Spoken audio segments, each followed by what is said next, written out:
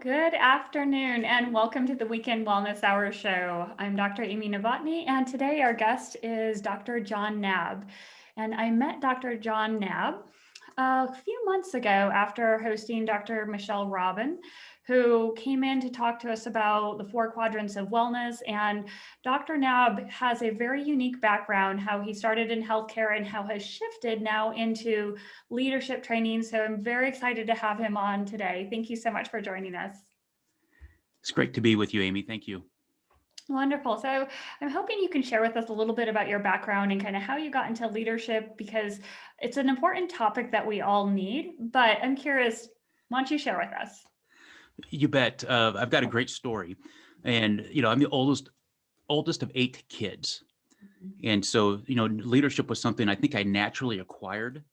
Although I think my brothers and sisters would not call it leadership, but I was involved in the Cub Scouts, Boy Scouts, and I did a lot of leadership camps through the Boy Scout times. But ultimately, I decided to get into chiropractic college, and it was actually my father who made the choice to go to chiropractic college first. And he was going through a career change. And I was at that point in my life where, honestly, I dropped out of University of Nebraska. I was there 2.5 years in Lincoln. And I took a year off just trying to figure out what I wanted to do with my life.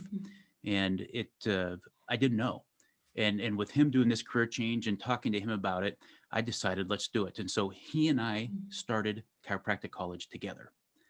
Now, I'll tell you, my grades were not good at University of Nebraska Lincoln, and my first semester I was fortunate I got to retake the entire semester, and I thought it was because I was a rock star, but I was not a rock star at the academics, and so when we decided to make the move to chiropractic college, I had a lot of prerequisites that I still had to finish. And so there was a college in Kansas City that offered accelerated programs in chemistry, organic chemistry, cell biology, anatomy, physiology, physics. You know what I'm talking about, all those courses. So I took 36 hours of those courses over 16 weeks, and they were 8-week semesters. And during that time, actually at the very beginning of that time, my dad gave me something that changed my life. And what he gave me was a program, and I have it on my shelf here. There is a book, and there is 8 audio cassette tapes. Some of your audience will remember what those cassette tapes look like. But it was a program by Napoleon Hill, Think and Grow Rich. Yes. And so that was the first book that I ever read cover to cover. Wow. And because I somehow I got through high school and college without reading a book cover to cover. I know how. It was called Cliff Notes. So Think and Grow Rich changed my world. And I really applied myself. I was listening to those tapes, reading the book every day, and I've done it now for many years. But that's 36 hours I took in that 16-week period. I got a 4.0 GPA, and so I proved to myself that I could do it. And now I worked my butt off for that. And so when we started chiropractic college, I went in with the goal of not getting a 4.0, but having a 3.0 and being involved in activities, leadership activities and things like that. So one of my brothers joined us. So my dad and I started a trimester later. One of my brothers started chiropractic college as well. So the 3 of us went to school together. Yeah. And it was great. We had a great time, but it was hard. There's a lot of challenges with it, and we had a vision of creating a family practice. Well, after 3.5 years of going to school together, we decided we can't work together. And so here Smart. I am again. I don't have a plan. And so my dad and I had actually started a youth baseball team around my youngest brother, because I grew up playing baseball. He was coaching us all the time, and I was coaching a little bit when I was at the University of Nebraska, a Legion team up in Nebraska. And so one of the parents of that team was starting a bank in Kansas City and gave me a job as a bank teller until I could get licensed in Kansas. And I had over 6 months before I could get licensed at that time. And after 3 months of working for him, he gave me a 10-year career plan to stay in banking, not to get my license. Oh, wow. And that's what I did. So I ended up working with him. I was a part of over 70 mergers and acquisitions throughout the Midwest, and we call it the Gold Coast of Florida, which is from Tampa down to Naples. And our bank was called Gold Bank. And so it was a great ride. And so as we started acquiring banks, I was over and working on the operations, the retail side of the bank. And so I created a newsletter that would talk about different banking regulations and customer service tips, but I always included a leadership tip or leadership story in those newsletters way back in the day. And so I was always talking about it. Towards the end of my banking career, I was elected to the board of trustees of Cleveland Chiropractic College. And then shortly after that, became an administrator. When we sold the bank, I joined the chiropractic college. We had campuses in Kansas City and Los Angeles. So Cleveland is a family name. Got it. And so I worked for 5 years at the school, and I started traveling. I was traveling every other week to Los Angeles, meeting alumni and vendors and attending conventions. I started speaking more, representing the college and the president. But I always tied in leadership. I always tied in themes from Napoleon Hill, always tied in themes from Stephen Covey, The 7 Habits of Highly Effective People. That was the second book I read cover to cover. Very popular books. I've heard of them. Yes. Yes. But what I did was I applied them. And I spent times, I still have my original journals from when I was reading them and my thoughts of what I was thinking about and capturing those on paper and just learning from them and applying them. And that's what really helped propel me and made me into the speaker that I am today, talking leadership and things like that. So, just to finish real quick, when I was at the chiropractic college, I ended up, got married at that time to a chiropractor. And my wife, we actually dated in chiropractic college, went our separate ways. She got married, had a son, went through a divorce. 14 years later, we reconnected and got married. We've been married almost 11 years now. Our son is 9. He turns 10 on our anniversary in May. He was born on the day. And so we were recruited to go to Wisconsin to work for a dietary supplement company. So those people in healthcare may have heard of the company called Standard Process. They sell directly through healthcare professionals, mostly chiropractors, but they have naturopathic doctors. They have, some physical therapists, some MDs and DOs and stuff like that that are part of it.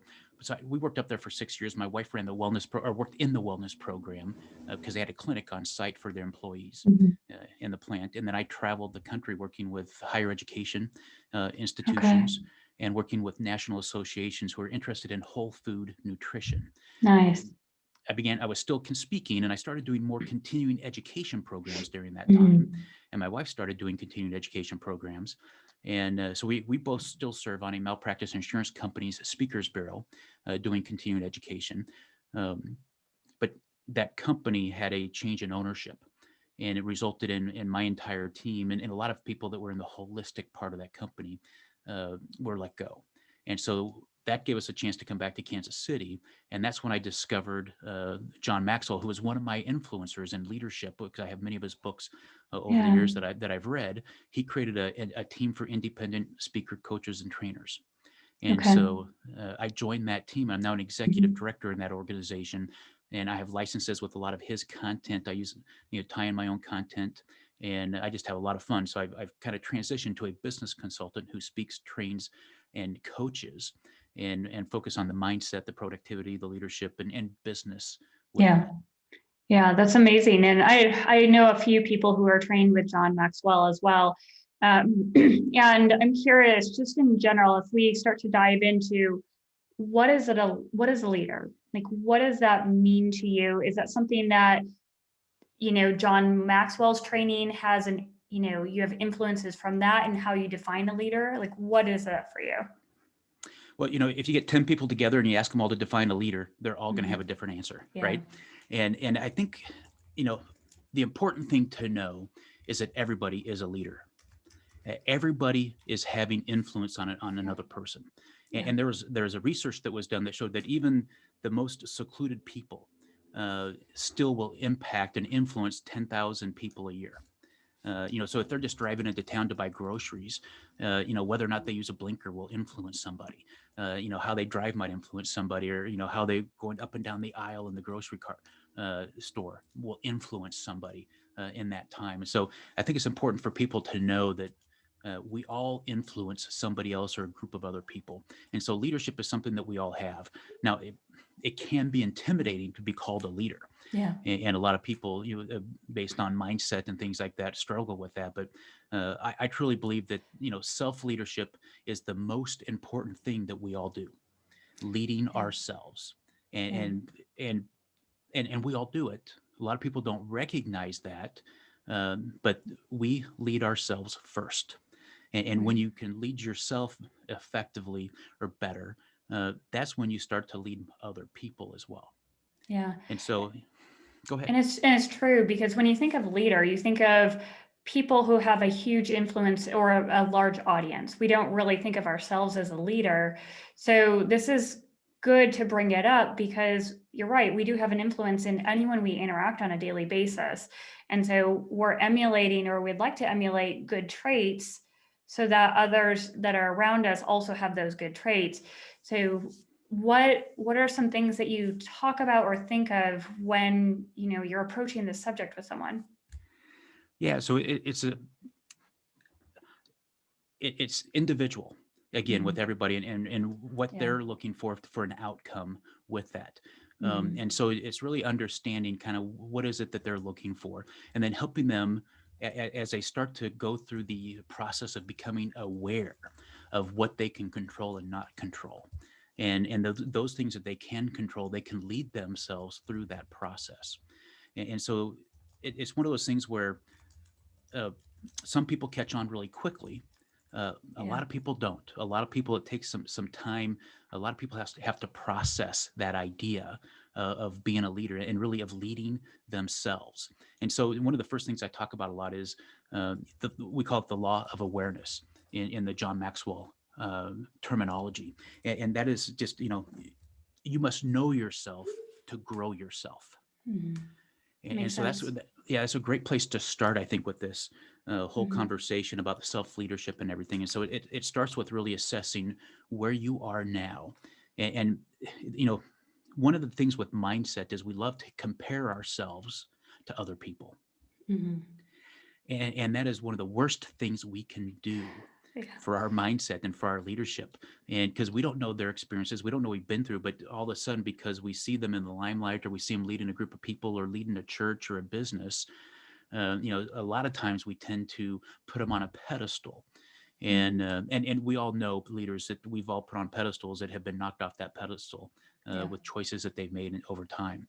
And so I like to work with people to understand, become aware first of who you are, and really get to know yourself, and understand the choices that you have made that have gotten to where you are today. Yeah. And I'll give you an example with that. For me, I had an experience when I was in a fraternity at University of Nebraska, Mhm. my junior year, that really changed my life. And I had a buddy who put a hand through a wall during a party, and I took him to the student center to get stitches. Come back to the house several hours later, the party is still going strong. I walked into this room where the live bands going on, all this stuff, and I become frozen, and I'm like, what am I doing here? The choices I've made, I understand, have driven me to this point in time, but I'm not getting the results that I want for myself. Mhm. And so I had that, that conscious awakening in that moment, that I needed to start making better choices for my life. Right. And so I will tell people that the leadership at the bare minimum is making a choice. Yeah. And we all make choices every minute of the day. And so it's one of those things that Stephen Covey wrote about in the Seven Habits, but in it, As a Man Thinketh with James Allen, they talk about Viktor Frankl and classical conditioning 101, with Pavlov's dogs, Mhm. and that kind of thing. When the bell rings, they salivate because they're expecting food. Yeah. And so you have a stimulus, and then a response. And Mhm. as humans, we have the ability to think. Right. And so in that time that the stimulus happens, before the response happens, there's a space. And in that space, we get to determine our response. And so being awakened to that gap that we Mhm. have, and choosing a response based on our values or based on results that we're trying to move towards, will change our life. And now we're becoming leaders of our life because of those choices. Right. It's like you're reflecting on, okay, how do I really want the outcome to happen? So I need to make sure during that gap or pause that my response that I come up with really is in alignment with my vision of where I want to go. And Absolutely. I can imagine, I mean, before I got into this whole world of a business and personal development, I was, I didn't really think about these things.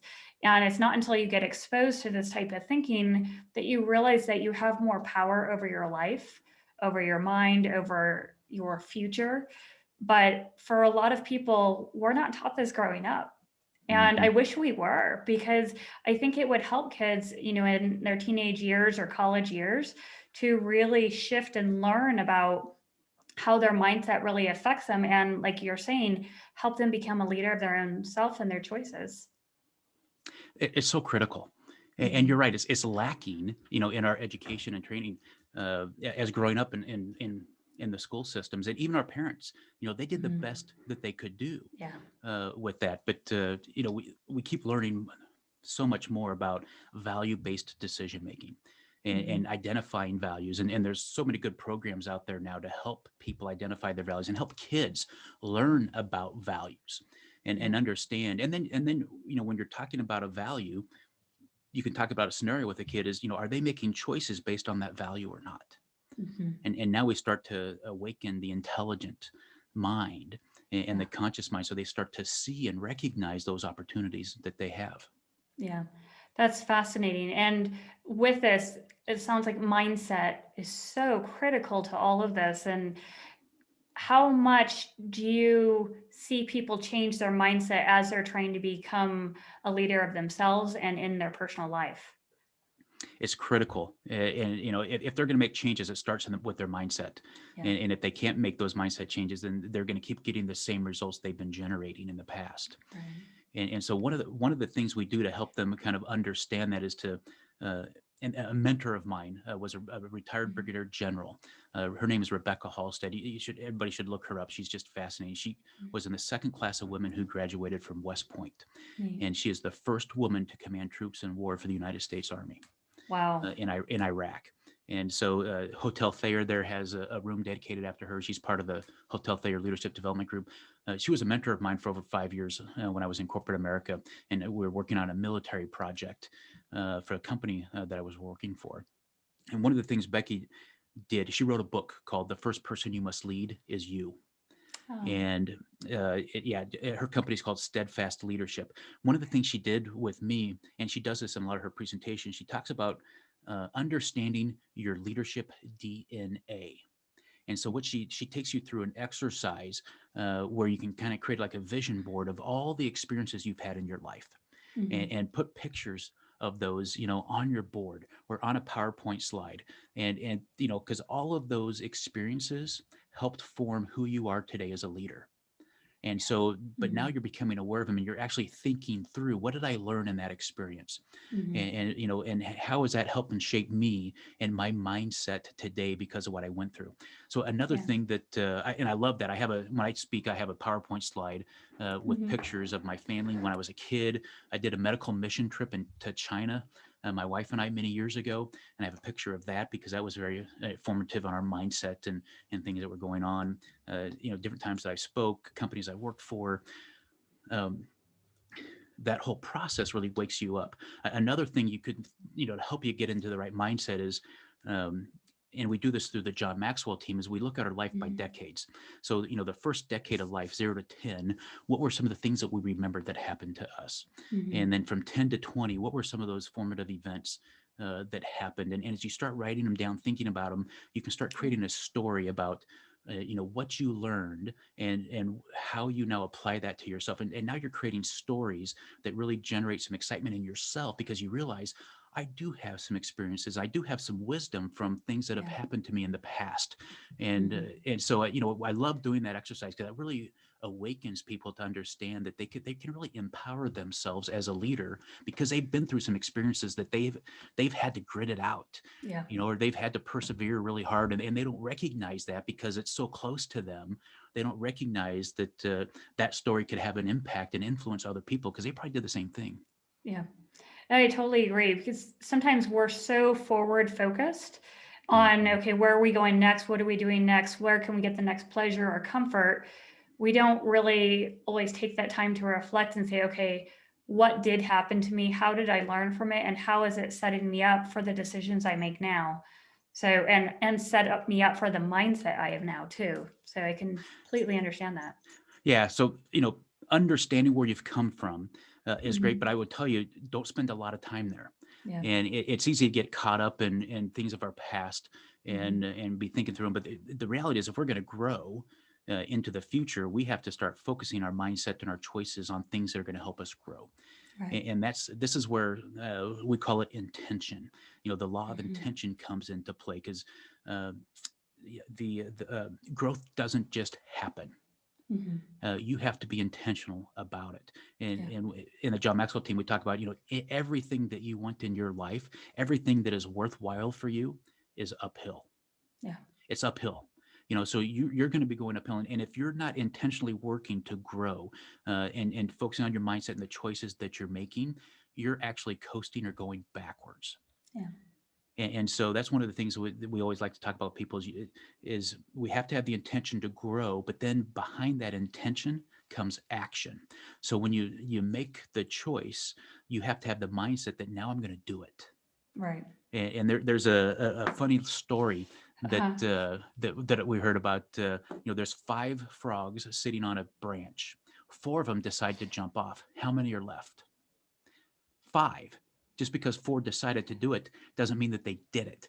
And so that's where Yeah. we talk about, you can Good make it, point. you can decide to make a choice, but you now need the mindset that you're going to take action on that. And so I love to tell people, to help them with their mindset is Mm. when you decide you're going to do something, the next step you must do is take one step towards that goal. Right. Whatever the next immediate step is to help you move towards that result, you need to do it now, Yeah. and that will help set momentum into making that result happen for you. And I can imagine it can be as small a step as possible, right? It doesn't have to be something grandiose. It could be just that one little thing that at least it gets you unstuck. Exactly, and that's what we in our minds we have these limiting beliefs. Mhm. And these limiting beliefs are huge brick walls that we have that we have a hard time getting over. But if Yeah. you're going to walk in the morning, maybe the small change you do today is to have your tennis shoes and your clothes that you're going to wear to walk right next to your bed. So when you get up, you trip over them, you put them on, and you go walk. Yeah. It's something like that. Or Yeah. if you're, we talk about, you talked about Dr. Michelle Robin and her Mhm. small changes, big shifts movement and the Yeah. quadrants of well-being. Sometimes it's just drinking in one more glass of water per day Yeah. and starting, to get rid of the coffee or the soda with a little bit more water. Something that simple doesn't cost you another penny to do, Yeah. but it's that small change. And my wife wrote a book many years ago Mhm. for Standard Process called 1 Degree of Change.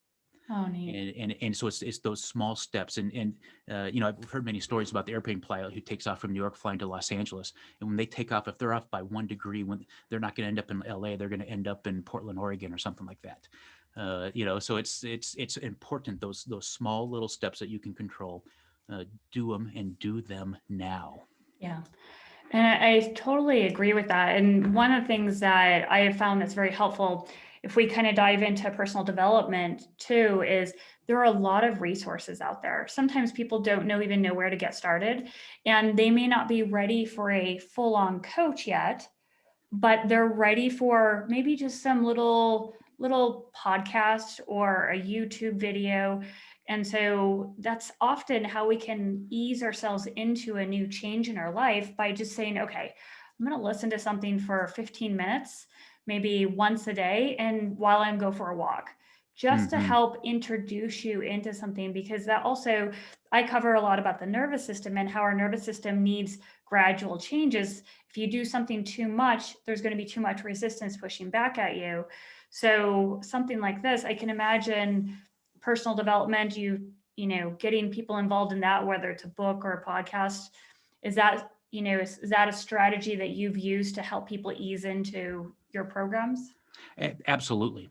And I'll tell you that there's really 3 different things I try to do with people and help them understand that I believe we exist on three different planes. We Mhm. exist on a spiritual plane, we exist on an intellectual plane, and we exist on a physical plane. Mhm. And so just because we may be reading at the intellectual level, we're still maybe missing out on the spiritual and the physical. And when we can get all three of them, create that the balance or integration between the three, we can be more impactful. So Yeah. at the spiritual level, it could be the meditation or the prayer, but it's that time when you're silent or you're sitting still and just connecting to the Mhm. universe, or and that's when then you start getting into the intellectual realm with your conscious and unconscious mind and the things that are going on there. And then the Yeah. physical realm is really it's about movement. And so that's when you make that choice that you want to read something or you're listening to something and you want to take action on it, take action now. Yeah. So the great books, I mentioned a couple earlier. Yeah. John Maxwell has a lot of great books. Carol Dweck wrote, probably the stalwart classic on mindset called Mindset. Mhm. That's just fantastic. Um, the podcasts, it's amazing to me uh, how many podcasts are out there, Yeah. and so I think people have to try them because I'm one of those where I'll listen to one or two shows, and then if it didn't really stimulate me or get me thinking differently about something, I move on Yeah. to something else. Right. And so I have a hard time giving out podcast names to people because then they think they've got to stick with it. And if it doesn't resonate with Yeah. them, because we're all different, Yep. yeah, but I just say you got to go out and try it. And it's so simple to find a podcast on mindset, Yeah. or on leadership or on communication or business or wellness. They just got to go out and kind of experiment for themselves. And I think that process, that journey of experimenting, opens up the world of opportunities for them. Absolutely. And I like how you put that because everyone's so different. You don't know what's going to resonate with someone. And I truly agree on that. Something you had said earlier, we were kind of talking about leaders, and you said, everyone's different. Are there some universal traits for a leader? Some things that, despite the diversity among humans, there are a few things like mindset being one of them. We need to have a mindset that's ready to be a leader. But are there some other universal traits out there?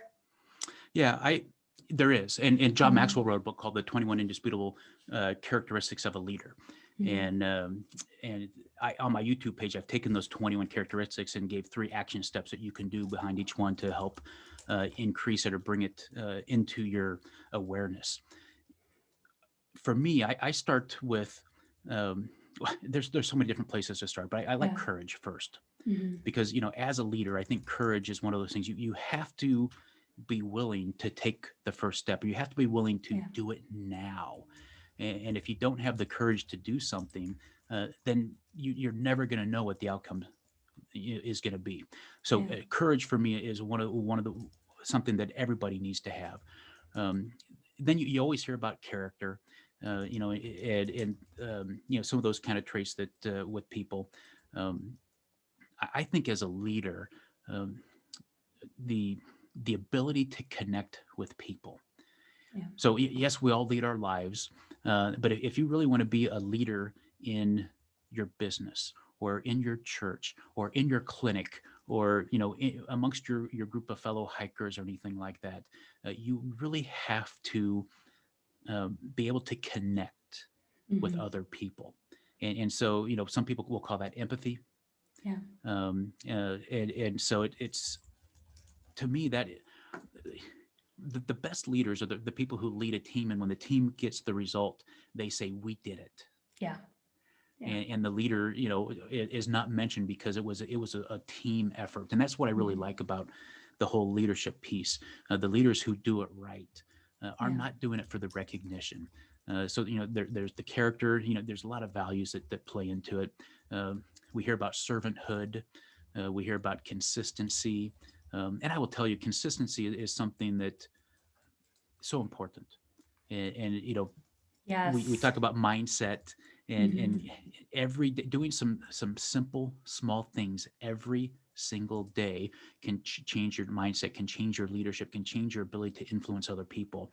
It can make you healthier. If you're drinking 1 glass today, 2 glasses, you just keep building on it, changing some of those habits slowly over time. So I love consistency, and some of the best leaders out there are consistent. In a business, Some of the best leaders, they have, I call it a business rhythm. They're consistent in their business rhythm. So if they're doing a stand-up huddle in the morning, they're doing a team meeting once a week or once a month, they're doing quarterly meetings, and there's just a consistent rhythm. Everybody knows what to expect and when to expect it. Yeah. And for some people in their own life, a daily consistency thing could be, reading, for 10 minutes a day, journaling for 10 minutes a day, meditating or prayer for 10, just small things like that. That can really help build a consistent mindset. One of the things I think we're seeing a lot in leaders right now too is grit or perseverance. We had a heck of a year last year. Yes. A heck of an experience. And I think the best leaders in a crisis are the ones that say, I don't know the answers. But I know that as a team or as a family, or, we can sit down, let's have some real discussions about what's going on, about what everybody's feeling, about what everybody's seeing. Then the collective, you will have better options to choose from for your path going forward. And so I think sometimes that's hard for a leader to sit down and to listen to their people. But I think this last year really showed how important that is, and then how important it is to just grit it out, to be resilient, and to, every time you're knocked down, to stand up one more time. And the people out there that we see as great significant leaders are people who have been knocked down many, many times, but they always got up one more time. Yeah, absolutely. And it makes sense because there's that mindset portion to it, that they're focused, okay, where I'm at now, I'm knocked down. It's not where I have to stay. I can visualize something different. I can put my energy, my vibration, my brain neurochemistry towards growth again, and they get back up. So I can completely see that. And having that type of mindset also inspires those around them, which is, I think, as well, part of being a leader is how much you can inspire a person that you're around to be the best version of themselves, right? Right. And it starts with you, because as a role model, and we talked earlier, I said even the most secluded, recluse person still influences a lot of people a year. And so you're a role model to somebody, whether you know it or not, whether you're out buying groceries or driving the car, your reaction in a car, your kids are seeing that. They're the people next to you are seeing that. And so I like to say that, especially when I was working with healthcare students, one of the things I always told them is that their behavior never lies. And that somebody is always watching you. So having that mindset that everything you do, if it is not helping build you up for the person that you want to be to generate the results you want, you need to change that behavior. And when you're involved in behaviors that are unbecoming of a professional, somebody's always watching, especially in today's age. And so having that mindset, and for young people, that can be difficult because it is a conscious process where things slow down tremendously because they're really thinking, okay, what am I doing? But the more you do, the more consistent you're with that, you start building that mindset muscle, and then it starts becoming second nature. And so mindset is something that develops over time. You just can't flip a switch with it. You have to constantly pour into yourself through those podcasts and those books and the friends that you're around to keep a sharp mindset. Absolutely. And I believe that, because otherwise we fall back into those subconscious habits from before that are just really ingrained in us. So completely understand that. And as you mentioned something earlier I wanted to capture. You talked about visualization. And visualization is so important to our development as a leader, because the subconscious mind cannot deduct whether something is real or not. And so when you visualize yourself, in the future, your subconscious mind believes that you're doing that. And so it's critical to your mindset to have that visualization board or that dream board to see yourself, because as you do that, there's something in the empowerment mentoring group that I'm part of. We call it cells of recognition. You're developing within yourself cells of recognition that you see yourself getting that result with your mindset. And then as things start to happen, your body will start reacting differently, because now it recognizes this is the path we want to go. Even though we've been doing this all the time, path Yeah. A, we're starting to recognize path B because they visualized it so much. So, the whole visualization process, I think, is really critical to mindset, because it starts building cells of recognition for what it is you want to accomplish in your life. That completely makes sense too, because there are times where if we don't have those goals, we don't have that visualization, like you're stuck. But when you start thinking about something, you just find things start to fall into place because everything about you is going towards that goal. But we often don't realize that's happening because it can happen in little things like, oh, I want to go to the park when it's sunny. And then, somehow make that happen. It could be as small or as big as you want it. And sometimes some of the bigger ones that you have, your friends will call you lucky. Yeah.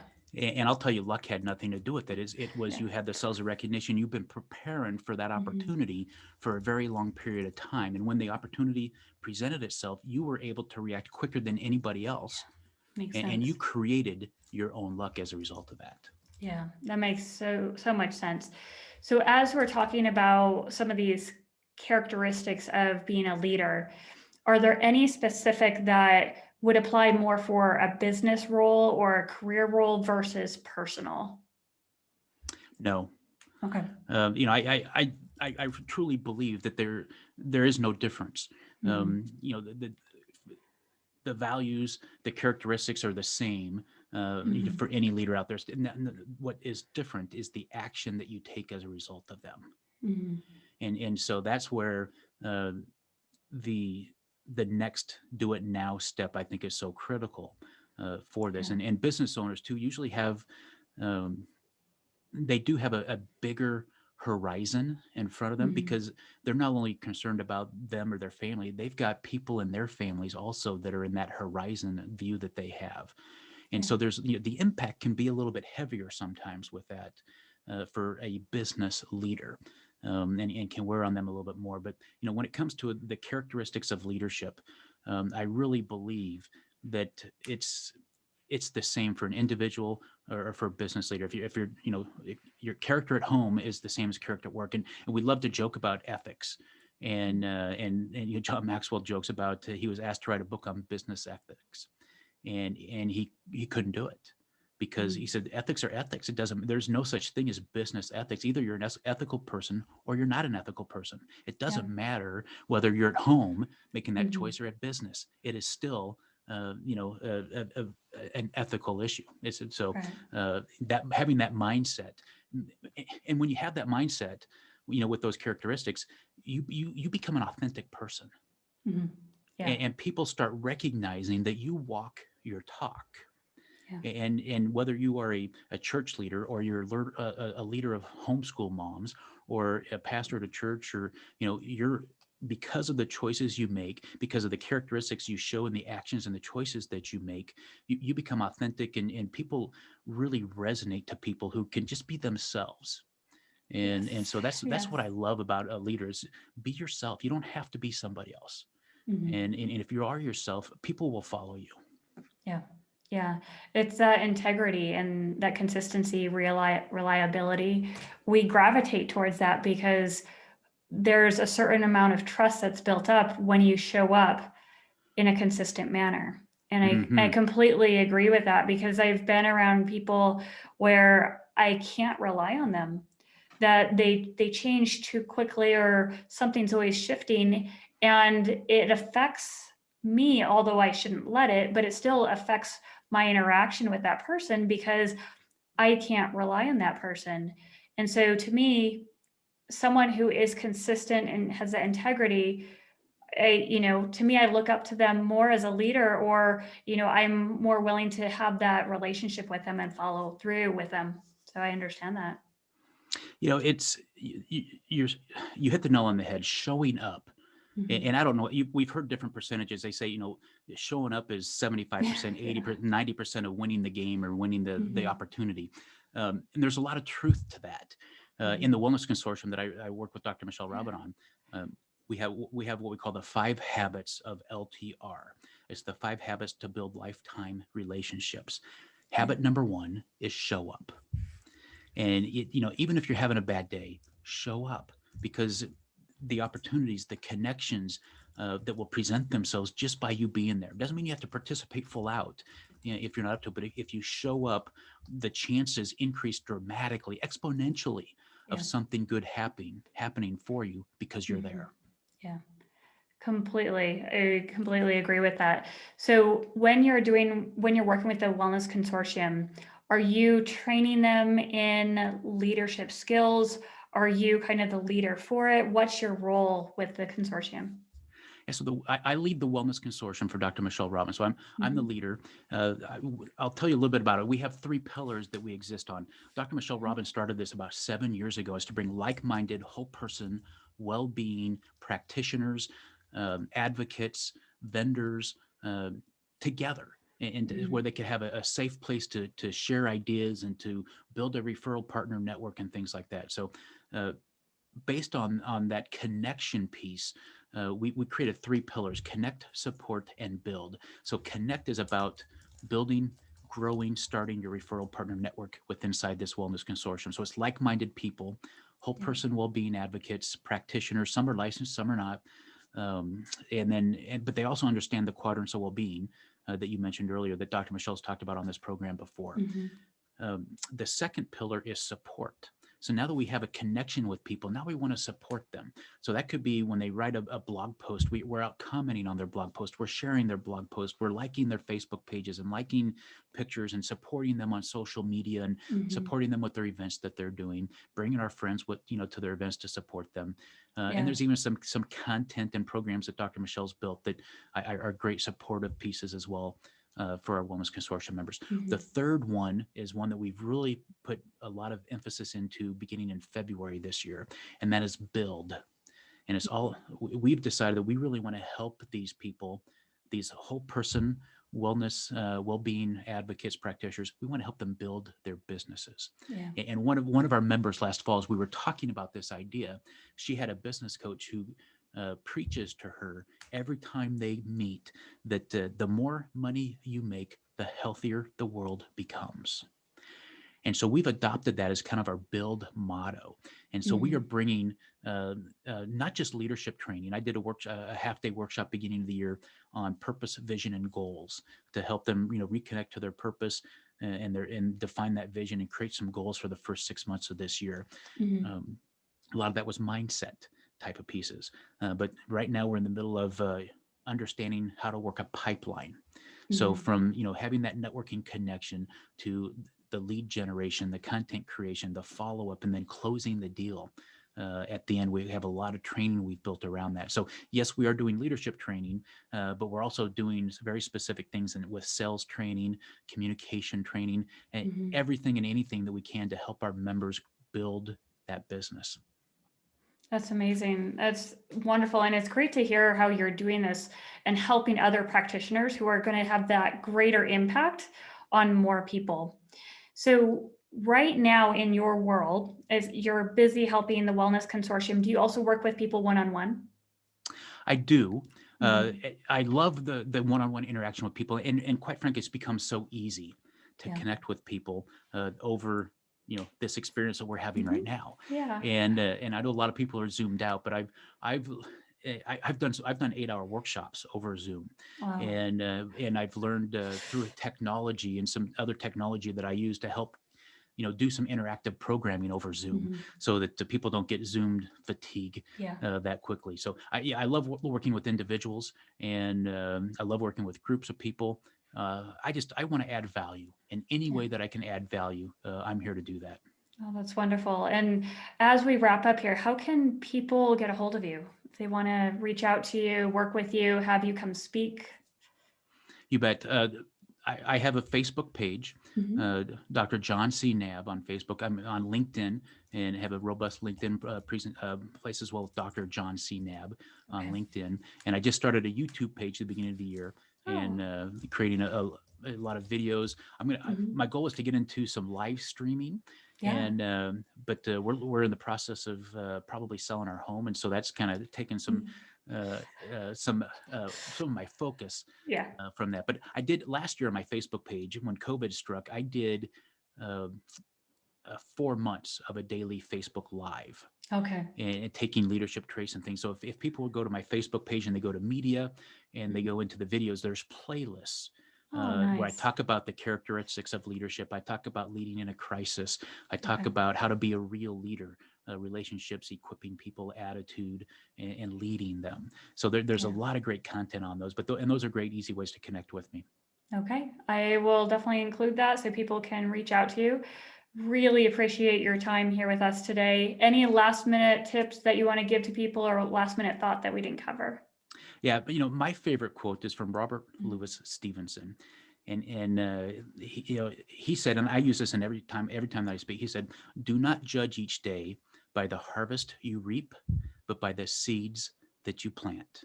And I think a healthy mindset is planting seeds every single day.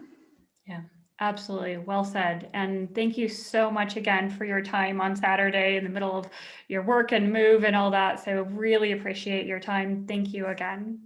You bet, Amy. It's a pleasure. Thanks for what you do to make a difference in this world. Thank you. And all of you guys listening and watching out there, thanks for joining us today. We will see you again next weekend. Have a great rest of your weekend. Bye, guys.